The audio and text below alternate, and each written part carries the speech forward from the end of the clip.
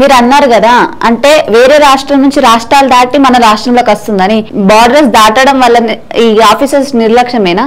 అంటే ఆ బార్డర్స్ దాటి ఎట్లా లోపలికి వస్తుంది? అంటే ఇది ఎట్లుంటది అంటే, ఇప్పుడు చెక్ పోస్ట్ ఉంటాయి, చెక్ పోస్ట్ కొన్ని వందల వెహికల్స్ ఉంటాయి. ప్రతి ఒక్క వెహికల్ ను మొత్తం చూడాలంటే కూడా నాకు తెలిసిన కొన్ని వందల కిలోమీటర్ల వరకు ఏమైతే ట్రాఫిక్ జామ్ అయ్యేటువంటి పరిస్థితి. ఏదైతే అనుమానితం ఉందో, ఏదైతే ఉన్నదో దాన్ని మాత్రం చూసేటువంటి ప్రయత్నం చేస్తాను. ప్రతి వెహికల్ ఆపి చేయాలంటే మాత్రం కొన్ని వందల వెహికల్లకు సమయం కొద్దిగా ఇబ్బంది అవుతుంది, దాంతోపాటు చాలా ఇబ్బంది అయ్యేటువంటి పరిస్థితి ఉంటుంది. కనుక అది పూర్తి స్థాయి ఏదైతే అనుమానితం ఉందో, కొద్దిగా డౌట్ ఉందో దాన్ని మాత్రం చేసేటువంటి ప్రయత్నం చేస్తారు. మొత్తం ప్రతి ఒక్కటి కూడా క్షుణ్ణంగా పరిశీలన చేసి పంపాలంటే కూడా ట్రాఫిక్ ఇబ్బంది అయ్యేటువంటి పరిస్థితి ఉంటుంది.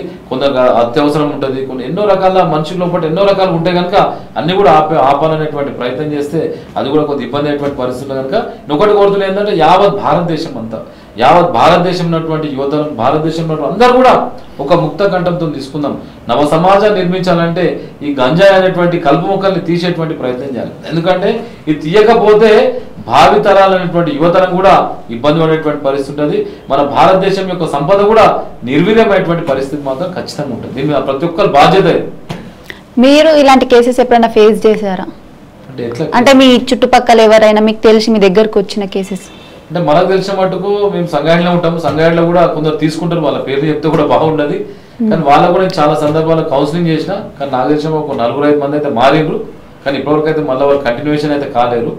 కానీ అది ఏంటంటే పూర్తి స్థాయిలో మారాలంటే అది దొరకనప్పుడు వాళ్ళు మానేటువంటి ప్రయత్నం చేస్తాం. అది దొరకనంత వరకు మానేటువంటి ప్రయత్నం, దొరికిందనుకో ఏదో ఒక రూపంలో వాళ్ళు మళ్ళీ ఖచ్చితంగా తీసుకునేటువంటి ప్రయత్నం చేస్తారు. ఇది ఒకసారి అలవాటు అయిందనుకో, ఇది అలవాటు పోవాలంటే రిహాబిలిటేషన్ సెంటర్, దీనికి సంబంధించిన కౌన్సిలింగ్ సెంటర్సే అద్భుతంగా పనిచేసేటువంటి అవకాశం. దీని మీద ఒకటే కోరుతున్నది ఏంటంటే, మన జిల్లాకు సంబంధించినటువంటి అధికారులు కానీ ఒక రిహాబిలిటేషన్ సెంటర్, ఒక కౌన్సిలింగ్ సెంటర్ కూడా ఏర్పాటు చేసి ఎవరైతే తాగినో తెలియక వాళ్ళు చిన్న వయసులో లేత వయసులో తీసుకున్నారో అదే తప్పుగా భావించకుండా వాళ్ళకు కూడా కౌన్సిలింగ్ ఇచ్చేటువంటి ప్రయత్నం చేయాలి. ఎవరైతే గంజాయి సప్లై చేస్తారో, ఎవరైతే గంజాయి పండిస్తారో, ఎక్కడ పండుతున్నది, ఎందుకు వస్తున్నది, ఎన్ని రిస్ట్రిక్షన్స్, ఇంత పోలీస్ వ్యవస్థ, ఇంత ఎక్సైజ్ వ్యవస్థ ఉన్నాక కూడా ఏ రకంగా అందుబాటులో వస్తుంది అనేటువంటి దాని మీద ఎక్కడ వైఫల్యం ఉన్నది, ఎందుకు వైఫల్యం ఉన్నది, ఎవరికి బాధ్యులు అనేటువంటి దాని మీద పూర్తిగా పరిశీలన చేసి ఒక అద్భుతమైన పరిష్కారం తీసుకుంటే సంగారెడ్డి జిల్లా, తెలంగాణ రాష్ట్రం కూడా ఒక గంజాయి ఫ్రీ కావాలని చెప్పేసి అయితే నేను హృదయపూర్వకంగా కోరుకుంటున్నాను. ఇప్పుడు ఈ గంజాయి తీసుకోవడం వల్ల ఏమైనా హెల్త్ ఇష్యూస్ ఉన్నాయా వాళ్ళకి? అంటే గంజాయి తీసుకుంటే ఏమైపోతుంది అంటే, వాళ్ళకి నాకు తెలిసిన మట్టుకు గంజాయి తీసుకుంటే వాళ్ళు తిండి చక్కగా తినక హెపటైటిస్ సి వచ్చేటువంటి అవకాశం ఉంటుంది. చాలా రక్తాల బలహీనత వస్తుంది. మన మైండ్ అనేటువంటి ఫంక్షనింగ్ కరెక్ట్ ఉన్నది, మన బాడీ ఫంక్షనింగ్ కరెక్ట్ ఉన్నది, మన బ్లడ్ సర్క్యులేషన్ కరెక్ట్ ఉన్నది, మనకు సంబంధించినటువంటి ఆర్గాన్స్ అన్నీ కూడా స్టెప్ బై క్రానిక్ అయ్యేటువంటి పరిస్థితి ఉంటుంది. కనుక దాని తర్వాత క్రానిక్ అయిన తర్వాత మనం కూడా ఏం చేయలేని పరిస్థితి. ఎందుకంటే మనం అది తీసుకోగానే తిండి కూడా బంద్ చేసి అదే పని మీద ఉండేటువంటి అవకాశం ఉంటుంది. కనుక మనం ఒకసారి సోచించాలి ఏంటంటే, దానివల్ల చాలా రకాలైనటువంటి ఆరోగ్య పరిస్థితులు వస్తాయి. దాంతోపాటు కుటుంబంలో కూడా మనకు చెడ్డ పేరు వస్తుంది. దాంతోపాటు సమాజం కూడా చీదరించుకునేటువంటి పరిస్థితి వస్తుంది. దాని ద్వారా ఒకటే కోరుతున్నా, చేతులు జోడించి కోరుతున్నా, యువతరం మీరు ఒకసారి ఆలోచన చేసుకోవాలి.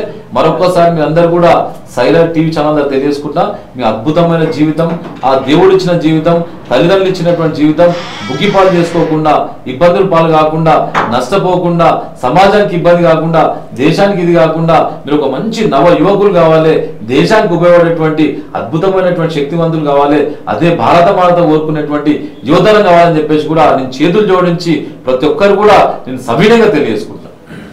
Thank you sir, thank you for valuable words. So చూసారు కదా, విన్నారు కదా, గంజాయి వల్ల ఉన్న నష్టాలు ఏంటో. దానివల్ల ఎలాంటి లాభాలు లేవు. తీసుకునే వాళ్ళకి నష్టం, ఆ కుటుంబానికి నష్టం, చుట్టుపక్కల ఉన్న ప్రతి ఒక్కరికి నష్టం. ఆ గంజాయి వల్ల వాళ్ళ రెప్యుటేషన్ కూడా పడిపోతుంది అనమాట, వాళ్ళ జీవితం కూడా నాశనం అయిపోతుంది. కావున మన వేణు సార్ మనకు ఎంతో క్లారిటీగా దాని గురించి చెప్పారు. సో ఇప్పటి నుంచైనా ఎవరైనా తీసుకున్నా, లేకపోతే మీ చుట్టుపక్కల ఎవరైనా తీసుకుంటున్నా వాళ్ళకి తీసుకోవద్దని ఒక అవగాహన లాంటివి మీరు చేయాలని మేము కోరుకుంటున్నాం. Hi everybody, this is Kireeti Damaraju. Like, share and subscribe to Saira TV. Oh Sye Raa.